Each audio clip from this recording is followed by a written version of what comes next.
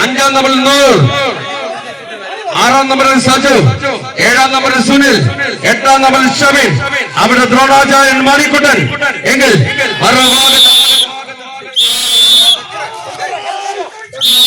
മറുഭാഗത്ത് MC defenders വെള്ളട. 1-ാം നമ്പറിൽ പ്രതീഷ്, 2-ാം നമ്പറിൽ ജിജോ, 3-ാം നമ്പറിൽ കണ്ണൻ, 4-ാം നമ്പറിൽ രമേശ്, 5-ാം നമ്പറിൽ ജൈനു, 6-ാം നമ്പറിൽ നിവാസ്, 7-ാം നമ്പറിൽ ജിജോ, 8-ാം നമ്പറിൽ നന്ദൻ. അവരുടെ പരിശീലകൻ നിസാം. ഒന്ന് കയ്യിൽ വീഴിക്കൂ. ആവേശ പോരാട്ടത്തിലെ കലാശ പോരാട്ടം കയ്യിൽ വീഴിക്കൂ. കൈയടിച്ച് തന്നെ സ്വീകരിക്കാവുന്ന പോരാട്ടങ്ങളുടെ നടുവീതിയിലേക്ക് നാടൊരുക്കിയ പോരിന്റെ പടയോട്ടങ്ങളും എത്തിച്ചേരുന്ന കാഴ്ച.